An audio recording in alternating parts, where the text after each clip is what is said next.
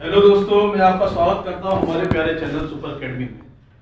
आज हम साउंड की क्लास 3 लेकर आपके सामने आए। पहले 2 क्लासों में हमने साउंड के बारे में जाना, उसकी विशेषताओं के बारे में जाना और ये भी जाना कि हमारी जो साउंड है, ध्वनि है, वो किस तरह की तरंग है। आज हम पार्ट 3 के अंदर ध्वनि के बारे में अगला भाग पढ़ेंगे। इस भाग के अंदर सबसे पहले मैं आपका स्वागत करता हूँ और आपसे अनुरोध करता हूं कि आप हमारे चैनल को ज्यादा से ज्यादा सब्सक्राइब करें, ज्यादा से ज्यादा लाइक करें, कमेंट बॉक्स में जरूर लिखकर ये बताएं कि हमारी जो क्लासेज हैं वो किस तरीके हैं, जिससे कि हम नई जानकारी लेकर आपके सामने उपस्थित हो सके। आइए शुरू करते हैं हम अपनी क्लास साउंड का भाग 3। आज की क्लास के अंदर जो हम पढ़ेंगे वो है कि ध्वनि तरंग की विशेषताएं क्या है। ध्वनि तरंग है, अब अगर कोई चीज है तो उसकी कुछ ना कुछ तो विशेषताएं जरूर होंगी।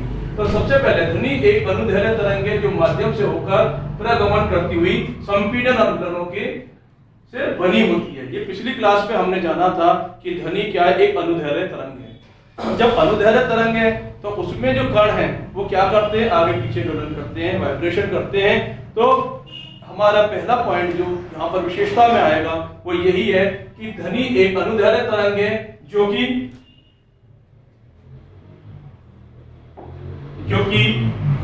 माध्यम से होकर प्रगमन करती हुई संपीड़न और विलयनों से बनी हुई है। संपीड़न और विलयन पहले हमने देखा कि किस तरीके से बनेगी। अगर ये मानवीय ध्वनि है तो इस तरीके से कहीं पर ज्यादा, फिर कहीं पर दूर, फिर कहीं पर ज्यादा, फिर कहीं पर दूर, फिर कहीं पर ज्यादा। तो ये क्या है, और ये संपीड़न और विलयन से होकर बनी होती है, उत्पत्ति होती है, ये अनुदैर्घ्य तरंग है। दूसरा, ध्वनि तरंगों कि निम्नलिखित पदों की व्याख्या की जा सकती है। अब हम इसमें आगे चलते हुए ध्वनि के कुछ ऐसे पदों के बारे में जानेंगे जो कि हमारे महत्वपूर्ण है, जैसे कि तरंग दैर्घ्य, आवृत्ति, तरंग दैर्घ्य को वेवलेंथ, आवृत्ति फ्रीक्वेंसी, आवर्तकाल टाइम पीरियड, आयाम एम्पलीट्यूड और फिर वेग। इसका मतलब कि तरंग क्या है, अगर कोई तरंग प्रगमन कर रही है और हमारे संपीड़न विलयन को बना रही है तो उसकी कोई दूरी तो होगी, वेवलेंथ तो होगी, फिर हमारी आवृत्ति, उसकी कोई फ्रीक्वेंसी तो होगी, फिर हमारे आवर्तकाल, कितने समय में हमारे संपीड़न विलयन एक जब तक पूरा कर रहे हैं, उसके बाद आयाम, कितने आयाम का एम्पलीट्यूड के वो हमारी ध्वनि है, और 5वां हमारा वेग। इस तरीके से हम एक एक कर इनके बारे में जानेंगे और इनके बारे में जानकर हम एक एक व्याख्या को सही तरीके से आपके सामने प्रस्तुत करेंगे। चलिए सबसे पहले हम शुरू करते हैं हमारा तरंग दैर्घ्य।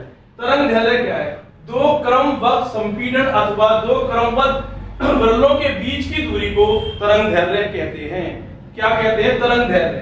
क्या कहा हमने, 2 क्रमबद्ध संपीड़न तथा 2 क्रमबद्ध विलयन, दो क्रमबद्ध विलयनों के बीच की दूरी को तरंग दैर्घ्य कहते हैं। या न्यूनतम दूरी जिसमें ध्वनि तरंग अपनी पुनरावृत्ति करती है, तरंग दैर्घ्य कहलाती है। क्या मतलब है कि न्यूनतम दूरी मतलब जितनी कम दूरी में ध्वनि तरंग अपनी पुनरावृत्ति, मतलब कि एक बार ऊपर एक बार नीचे से जाकर दोबारा ऊपर तक आती है, तरंग दैर्घ्य कहलाती है। अगर चित्र अनुसार थोड़ा सा यहाँ पर समझाने की कोशिश करूं तो अगर ये हमारा इस तरीके से प्रगमन कर रही है तो यहां से लेकर और यहां तक की दूरी हमारी लैम्डा, मतलब कि तरंग दैर्घ्य कहलाएगी। तो इसको किससे प्रदर्शित कर सकते हैं, लैम्डा से भी प्रदर्शित कर सकते हैं। लैम्डा बराबर वेवलेंथ, क्या होता है, वेवलेंथ। यही आपको समझाने की कोशिश हो रही है कि 2 क्रमबद्ध संपीड़न और 2 विलयनों के बीच की दूरी को हम क्या कहते हैं, तरंग दैर्घ्य कहते हैं। या न्यूनतम दूरी जिससे कि हमारी तरंग पुनरावृत्ति करती है, तरंग दैर्घ्य कहलाती है। और संपीड़न और सभी वर्ती विलयन की सम्मिलित लंबाई उसकी तरंग दैर्घ्य कहलाती है। अगर यहां से हमारा ये यहां से इस तरीके से आया, फिर इस तरीके से यहां पर आया, इन दोनों के बीच की दूरी, यहां से लेकर यहां तक की दूरी क्या कहलाएगी, लैम्डा कहलाएगी। ठीक है, इसे ग्रीक अक्षर लैम्डा से भी प्रदर्शित करते हैं। अभी मैंने बताया लैम्डा से भी प्रदर्शित करते हैं, ये रहा लैम्डा। और इसकी ऐसा यूनिट मीटर होती है। तो हमारी जो वेवलेंथ होती है, तरंग दैर्घ्य होती है, उसकी ऐसा यूनिट मीटर होती है और उसको जो प्रदर्शित करते हैं वो लैम्डा से करते हैं। दो क्रमबद्ध संपीड़न और दो क्रमबद्ध विकिरणों के बीच की दूरी को ही हम क्या कहते हैं, तरंग दैर्घ्य कहते हैं। तरंग दैर्घ्य को प्रदर्शित हम किससे करते हैं, तरंग दैर्घ्य को हम लैम्डा से भी प्रदर्शित करते हैं। चलिए आगे देखते हैं, जैसे कि हमारे इस पिक्चर में आप देख सकते हैं, मैंने पहले हाथ से बनाए, अब आप इस पिक्चर में देख सकते हैं कि क्या समझाया गया है कि हमारे ये एक पूरा हमारे वेव संचरण कर रही है, इस तरीके से संचरण कर रही है। ये ऊपर वाली चीज क्या है, शृंग, नीचे क्या है, गर्त है, और ये जो दिशा है हमारे तरंग की गति को दर्शा रहा है। अब यहां से लेकर यहां तक ये जितनी ऊंची होगी उसको क्या कहेंगे, हम आयाम कहेंगे, एम्पलीट्यूड। जब आगे पढ़ेंगे इसके बारे में जानेंगे। अभी लैम्डा के बारे में हम जान रहे हैं, तो लैम्डा के बारे में हम ये देख सकते हैं कि इस ऊंचाई से लेकर दोबारा यहां तक की ऊंचाई के बीच की दूरी हमारी क्या कहलाएगी, लैम्डा कहलाएगी, या इस दूरी से लेकर इस दूरी के बीच में। तो आप अगर डेफिनेशन पे दोबारा जाएं, परिभाषा पे गए, हमने कहा था दो क्रमबद्ध संपीड़न या दो क्रमबद्ध व्रण, दो संपीड़न दो व्रण के बीच की दूरी को क्या कहते हैं, हम तरंग दैर्घ्य कहते हैं। अब आगे चलते हम ये देखेंगे कि आवृत्ति क्या होती है। आवृत्ति माने फ्रीक्वेंसी, हम इंग्लिश में अगर इसको पढ़ेंगे तो क्या कहेंगे, आवृत्ति माने फ्रीक्वेंसी,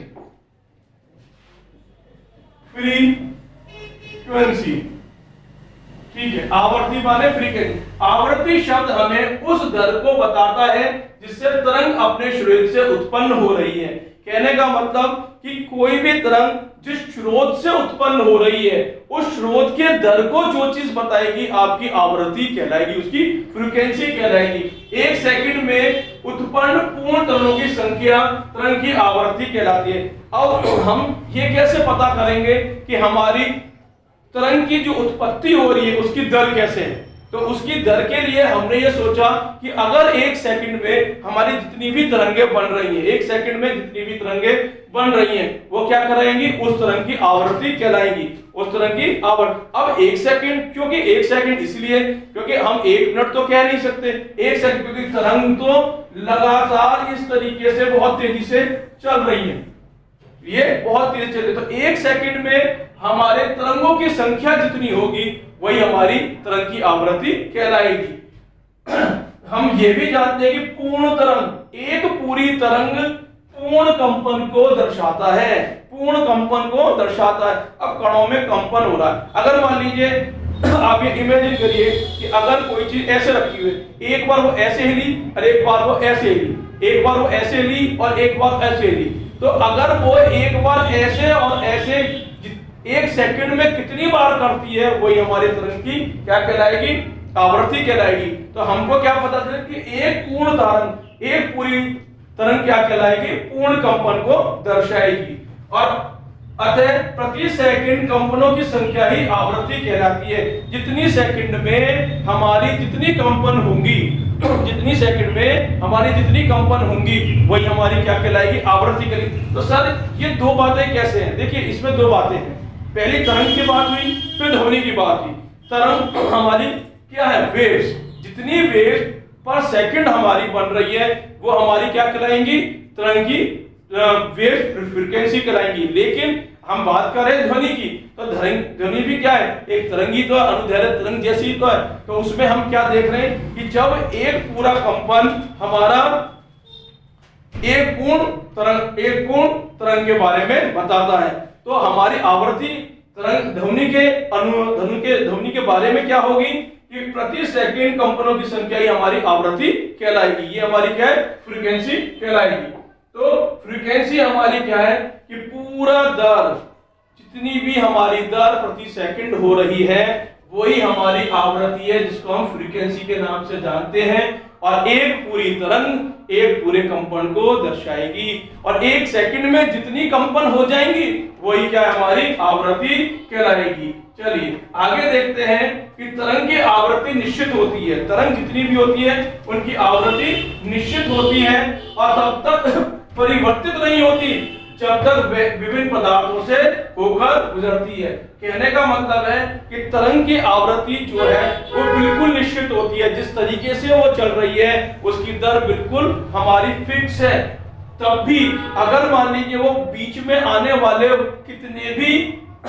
कितने भी पदार्थ आ जाएं फिर भी परिवर्तित नहीं होती और उनसे होकर गुजर जाती है। दूसरी बात कि आवृत्ति को हम हर्ट्ज के नाम से मेजर करते हैं। हर्ट्ज इसकी क्या हो गई, एसआई यूनिट हो गई। हर्ट्ज क्या हो गई, एसआई। अब देखिए लो फ्रीक्वेंसी सिग्नल है, ये क्या है, लो फ्रीक्वेंसी सिग्नल। ये क्या लिखा है, ये लो फ्रीक्वेंसी सिग्नल, और ये क्या है, हाई फ्रीक्वेंसी सिग्नल। देखिए यहां पर आप ये देख रहे हैं कि हमारे इनके बीच में काफी दूरी है, मतलब कि इसकी जो तरंग दैर्ध्य है वो बड़ी है, ठीक है। तो ये क्या है, हमारा जो तरंग है वो धीरे धीरे गमन कर रही है, लेकिन यहां पर हम देख रहे हैं कि ये बहुत नजदीक आ गए, ये बहुत नजदीक आ गए, तो इनके बीच में जो लैम्डा है उसकी दूरी कम हो गई। इसका मतलब वेवलेंथ कम हो गई। अगर वेवलेंथ कम होगी तो हमारी फ्रीक्वेंसी हमेशा ज्यादा होगी, नोट कर लीजिए। जब वेवलेंथ कम होगी तो हमारी फ्रीक्वेंसी भी ज्यादा होगी, जब वेवलेंथ कम होगी तो हमारी फ्रीक्वेंसी भी कम होगी। चलिए अब यहां पर आ जाते हैं कि आवृत्ति को हम किससे नापते हैं, हर्ट्ज के नाम, हर्ट्ज से नापते हैं, Hz। और एक हर्ट्ज एक दोलन प्रति कंपन प्रति सेकंड होता है। कहने का मतलब एक दोलन प्रति कंपन प्रति सेकंड होता है, उसके बराबर क्या होती है, हमारी एक हर्ट्ज होती है। और इसको हम म्यू, ये जो v, ये v ऐसा वाला नहीं है, ये v ऐसा वाला है, v, इसको हम म्यू के नाम से व्यक्त करते हैं। तो फ्रीक्वेंसी हम किससे नोट करते हैं, किससे प्रदर्शित करते हैं, म्यू, v। पर ये v ऐसा नहीं है जो इंग्लिश अल्फाबेट में होता है, थोड़ा सा क्या होता है, झुकाव लिए हुए होता है, थोड़ा सा क्या होता है, झुकाव। इस तरीके से इस तरीके से ये हुआ, और ये हमारा क्या हो गया, म्यू हो गया, म्यू। ये इससे हम इसको प्रदर्शित करते हैं। तो ये हमारी लोअर फ्रीक्वेंसी और ये हमारी हायर फ्रीक्वेंसी होती है। जितनी ज्यादा हमारी वेवलेंथ होगी उतनी ही कम फ्रीक्वेंसी होगी, और जितनी नजदीक हमारी वेवलेंथ होगी उतना ही हमारा क्या होगा, फ्रीक्वेंसी भी ज्यादा होगी। चलिए अब आगे देखते हैं इसमें कि आवर्त काल क्या होता है। आवर्त काल मतलब कि टाइम पीरियड। क्या हो गया हमारा, टाइम पीरियड, ये है हमारा टाइम पीरियड। अब टाइम पीरियड दो क्रमबद्ध संपीड़न या दो क्रमबद्ध विरणों को किसी निश्चित बिंदु से गुजरने में लगा समय तरंग का आवर्त काल कहलाता है। कहने का मतलब है कि अगर मान लीजिए मैं इसको बना दूं तो ये हमारा इस तरीके से बना हुआ है, क्या कह रहा, दो क्रमबद्ध संपीड़न, मतलब कि ये और ये दो क्रमबद्ध संपीड़न और दो क्रमबद्ध विरणों को किसी निश्चित बिंदु से गुजरने में जो समय लगा वही क्या कहलाता है, हमारा आवर्त काल कहलाता है। एक कंपन पूर्ण करने में लगा समय आवर्त काल कहलाता है। मतलब कि एक कंपन जितनी देर में पूर्ण हो रही है उतनी देर में लगने वाला समय हमारा क्या कहलाता है, आवर्त काल कहलाता है, जिसको हम टी से प्रदर्शित करते हैं। किससे प्रदर्शित करते हैं, टी से प्रदर्शित करते हैं। और इसकी जो मात्रक होती है वो कितनी होती है, सेकंड। टाइम को किससे, सेकंड से हम प्रदर्शित करते हैं, नापते हैं। आवर्ती और आवर्त काल परस्पर एक दूसरे के व्युत्क्रम क्रम होते हैं तथा निम्न संबंध द्वारा व्यक्त किए जा सकते हैं। कहने का मतलब आवर्ती, फ्रीक्वेंसी और टाइम पीरियड क्या होते हैं, इनवर्सली प्रोपोर्शनल होते हैं, व्युत्क्रम क्रम में होते हैं। अगर टाइम पीरियड ज्यादा होगा तो फ्रीक्वेंसी कम होगी, और अगर फ्रीक्वेंसी बढ़ जाएगी तो टाइम पीरियड क्या हो जाएगा आपका ज्यादा। तो तो यहाँ पर ये क्या है, t बराबर 1/v या म्यू बराबर 1/t, ये दोनों ही एक दूसरे के उल्टे होते हैं, ये कह सकते हैं, या आपको ये कह सकते हैं कि एक दूसरे के व्युत्क्रमानुपाती होते हैं, व्युत्क्रमानुपाती होते हैं। अब आते हैं एम्पलीट्यूड पर, आयाम। किसी माध्यम में मूल स्थिति में दोनों ओर विक्षोभ तरंग का आयाम कहलाता है। कहने का मतलब क्या है, दोनों ओर विक्षोभ, अगर हम इसको फिर बना लें, दोनों ओर का विक्षोभ, हमारा यहां का भी विक्षोभ और यहां का भी विक्षोभ हमारा क्या कहलाएगा, आयाम कहलाएगा। जितना ऊंचा ये होगा उतना ही ऊंचा हमारा एम्पलीट्यूड होगा, ठीक है। और आयाम शब्द का उपयोग वास्तव में तरंग के आयाम पर वर्णन करने के लिए क्या किया जाता है। मतलब कि हमारा जो आयाम शब्द है वो तरंग के आयाम, मतलब कि उसकी पृष्ठभूमि किस तरीके से है उसके संबंध में हमने किया है, जिसे हम a द्वारा निर्देशित करते हैं। और इसकी भी SI यूनिट मीटर होती है, इसकी SI यूनिट मीटर होती है, इसकी SI यूनिट मीटर होती है। अब आ जाते हैं वेग। अगर हमारी कोई ध्वनि चल रही है या तरंग चल रही है, उसकी कुछ स्पीड तो होगी। वेग, 1 सेकंड में तरंग द्वारा चली गई दूरी तरंग का वेग कहलाती है। 1 सेकंड में जितनी दूर तरंग चली जाएगी, जितनी दूर हमारे ध्वनि पहुंच जाएगी, वही क्या कहलाएगा, उसका वेग कहलाएगा। और इसको हम v से, इसको हम किससे प्रदर्शित करते हैं, v, ये म्यू नहीं है, अब ये वाला v है, इसको हम v से, वेलोसिटी से हम क्या करते हैं, प्रदर्शित करते हैं। और इसकी जो SI यूनिट होती है, v माने वेलोसिटी, VELOCITY वेलोसिटी, और ये हम मीटर प्रति सेकंड से नापते हैं। तरंग का वेग, आवृत्ति और तरंग दैर्ध्य में संबंध क्या है। अब हमारा जो चलेगा, तरंग का वेग मतलब कि तरंग की स्पीड, फ्रीक्वेंसी और आपके वेवलेंथ के बीच में क्या संबंध है। तो वेग बराबर तय की गई दूरी बटे में लिया गया समय। कहने का मतलब है जितनी दूरी तय जितने समय में की गई होगी वही वेव क्या, स्पीड क्या होता है हमारा, डिस्टेंस अपॉन टाइम, दूरी बटे समय। ये आप पहले भी पढ़ चुके हैं और छोटी क्लासेस में, ठीक है, छोटी क्लासेस के अंदर। तो माना एक तरंग t समय में दूरी तय करती है। अगर कोई एक तरंग t समय में दूरी तय करती है तो v बराबर लैम्डा अपॉन टाइम होगा। क्या होगा, लैम्डा अपॉन टाइम होगा। ये वेवलेंथ हो गई, ठीक है। वेलोसिटी, हमारी वेलोसिटी क्या हो जाएगी, वेलोसिटी बराबर वेवलेंथ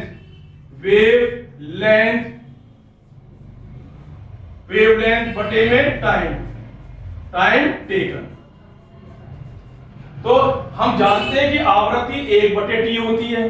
अभी हमें यह टाइम पता चल गया, तो हमारी आवृत्ति कितनी होती है, 1/t। तो हमारा क्या फॉर्मूला निकल के आएगा, v बराबर म्यू इंटू लैम्डा। तो वेव क्या हो गया, आवृत्ति गुणा तरंग दैर्ध्य, v बराबर म्यू इंटू लैम्डा। वेग इज इक्वल टू आवृत्ति इंटू तरंग दैर्ध्य, इसका संबंध हो जाएगा। ठीक है, नोट कर लीजिए जल्दी से। चलिए अब आगे चलते हैं और आगे चल के एक क्वेश्चन लेते हैं। ध्वनि तरंग वायु में 330 मीटर प्रति सेकंड के वेग से गमन करती है, तो ध्वनि को तरंग दैर्ध्य की गणना करो। तो उस ध्वनि की तरंग दैर्ध्य की गणना करो जिसकी आवृत्ति 550 हर्ट्ज है।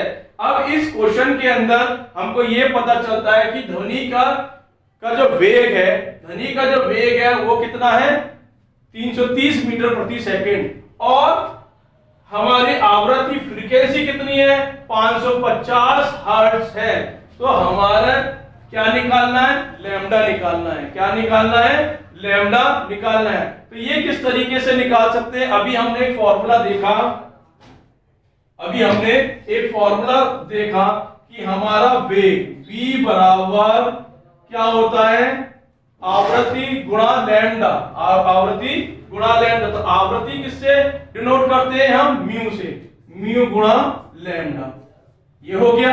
दिया हुआ क्या है, वेग दिया हुआ है, लैम्डा निकालना था। इसका मतलब हमको क्या करना है, 330 को भाग कर देना है किससे, 330 को भाग कर देना है हमें किससे,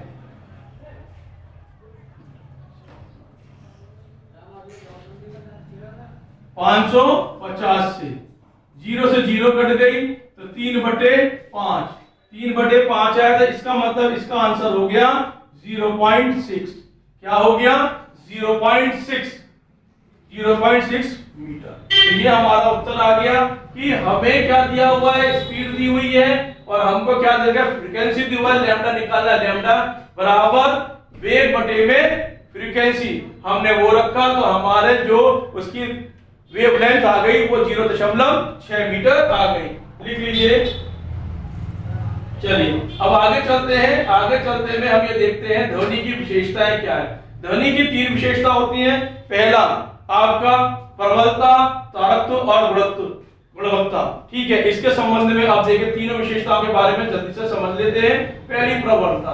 प्रबलता मतलब उसकी शक्ति कितनी है, प्रति सेकंड कान तक पहुंचने वाली ध्वनि ऊर्जा की माप प्रबलता। जितनी जल्दी हमारे हर सेकंड के अंदर ध्वनि हमारे कानों तक पहुंचेगी उस माप को प्रबलता कहते हैं। दूसरा, यदि हमारे कान तक प्रति सेकंड अधिक ध्वनि ऊर्जा पहुंचती है तो अधिक प्रबल ध्वनि का आभास होगा। मतलब कि अगर हमारे कानों में ज्यादा से ज्यादा आवाज आने लगे तो हम क्या कहेंगे, भाई ध्वनि में बहुत प्रबलता, मतलब कि बहुत तेज ध्वनि सुनाई दे रही है, उस ध्वनि में बहुत ज्यादा ताकत है।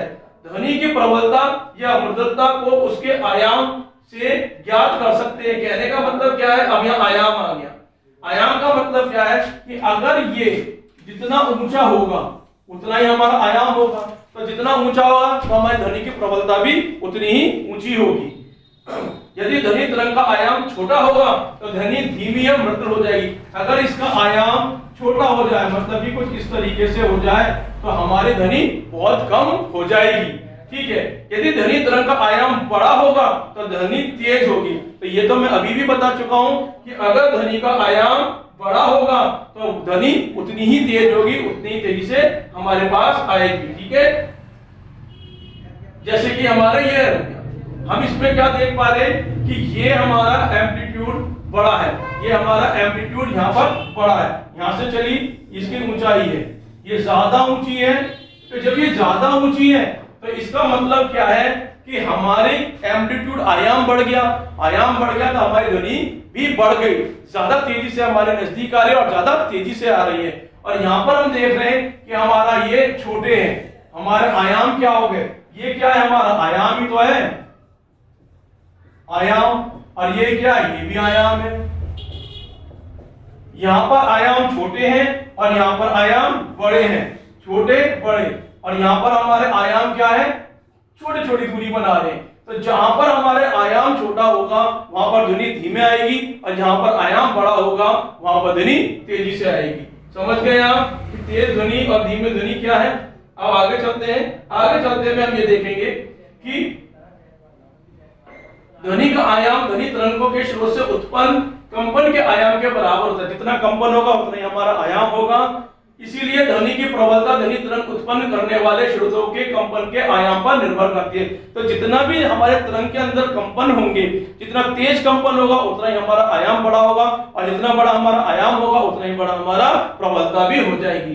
एक ध्वनि तरंग अपने श्रेष्ठ से फैलती है और जैसे जैसे वह अपने श्रेष्ठ से दूर फैलती जाती है उसका आयाम कम होता जाता है। मतलब अभी मान लीजिए मैं आपके सामने बोल रहा हूं तो मेरे नजदीक के व्यक्ति को मेरी आवाज ज्यादा तेजी से आ रही होगी, और अगर मेरे से काफी दूर खड़े व्यक्ति को मेरी आवाज धीमे पहुंचेगी। क्योंकि यहां से जब मैं बोल रहा हूं तो मेरे नजदीक के इंसान को मेरी ध्वनि तेज इसलिए सुनाई दे रही कि मेरा वहां पर आयाम बढ़ा हुआ है। जैसे जैसे मेरी ध्वनि दूर जाएगी तो मेरा आयाम मतलब कि मेरी तरंग फैलती हुई जाएगी और उसका आयाम छोटा होता चला जाएगा, और एक वक्त ऐसा आएगा कि काफी दूर खड़े इंसान को मेरी बात सुनाई नहीं देगी, ना समझ में आएगी।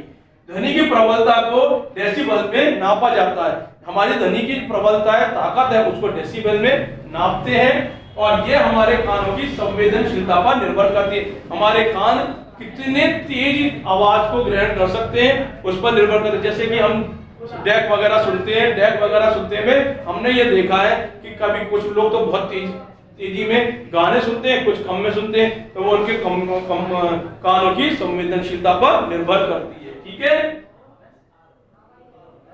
अब आ जाते हैं पिच पर। पिच क्या है? थाप, जैसे ये करा जोर की थाप जो लगती है कानों पर। ये ध्वनि की वह विशेषता है जिसके द्वारा हम समान प्रबलता वाली विभिन्न ध्वनि में भेद कर सकते हैं। मतलब कि एक जैसे आने वाले गानों की आवाज की थाप से हम ये निश्चित कर सकते हैं कि हमारे गाने की प्रबलता या ध्वनि की प्रबलता कितनी है। इसी विशेषता के कारण हम पुरुष के आयाम आवाज या महिला की आवाज में अंतर कर सकते हैं। इसी बात से, इस पिच की आवाज से ही हम ये पहचानते हैं कि ये पुरुष की आवाज है या क्या नाम है, औरत की आवाज। अगर मान लिया हमें आदमी औरत नहीं दिखाई दे रहे हो तो उनकी आवाजों से भी हम ये समझ सकते हैं कि ये पुरुष की आवाज है और ये औरत की, क्योंकि हमारे आदमी की आवाज भारी होती है, उसकी पिच ज्यादा होती है और महिला की कम होती है। ठीक है, ध्वनि के अधिक आवृत्ति वाली ध्वनि का तारतम्य भी अधिक होता है। जितनी तेज आवृत्ति फ्रीक्वेंसी की ध्वनि होगी उसका हमारा तारतम्य भी क्या होगा, तेज होगा। जैसे कि अब हम यहाँ पर देख लेते हैं इस चित्र के अंदर, ये हमने एक चित्र लिया, यहां से यहां तक हमारा पीरियड हो गया और ये लोअर पिच है, क्योंकि आप ये देख पा रहे हैं कि यहाँ पर जो हमारी वेवलेंथ है वो ज्यादा है। तो जब हमारी वेवलेंथ है तो हमारी ये पिच क्या होगी, कम होगी, और जितनी हमारी वेवलेंथ छोटी होती जाएगी उतने ही हमारे इनके बीच की दूरी कम हो रही है। तो ये क्या, हायर पिच है, हमारी ध्वनि उतनी ही तेजी से आ रही है। तो जिसमें हमारी लोअर पिच होगी, जिसमें वेवलेंथ बड़ी होगी, वो आवाज धीमे आएगी, और जिसमें हमारी हायर पिच होगी उसमें हमारी फ्रीक्वेंसी भी हाई होगी, तो पिच भी क्या हो जाएगी, हाई हो जाएगी। समझ में आया? ठीक है, दूसरे शब्दों में हम ये कह सकते हैं कि ध्वनि कंपन जितना तेज होगा उसकी आवृत्ति ऊंची होगी और उसका तारतम्य भी ऊंचा होगा। या हम दूसरे शब्दों में ये भी कह सकते हैं कि जितना हमारा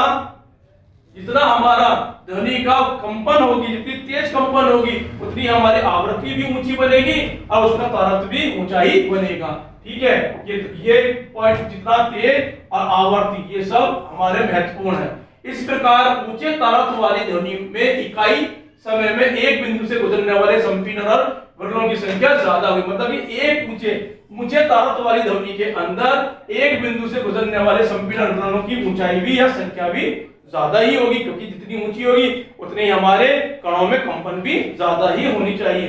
कम आवृत्ति से कम तारतम्य वाली, कम आवृत्ति वाली और कम तारतम्य वाली ध्वनि में हमारे अधिक तारतम्य होती हैं। विभिन्न आकार तथा आवृत्ति वस्तु में कंपन की विभिन्न आवृत्ति भी होती है। अलग अलग आकार वाली और अलग अलग आवृत्ति वाली वस्तु में कंपन भी अधिक होता है, इसलिए विभिन्न तारतम्य वाली ध्वनि वे उत्पन्न करते हैं। तो मैं ये उम्मीद करता हूं कि आपको ये समझ में आया होगा।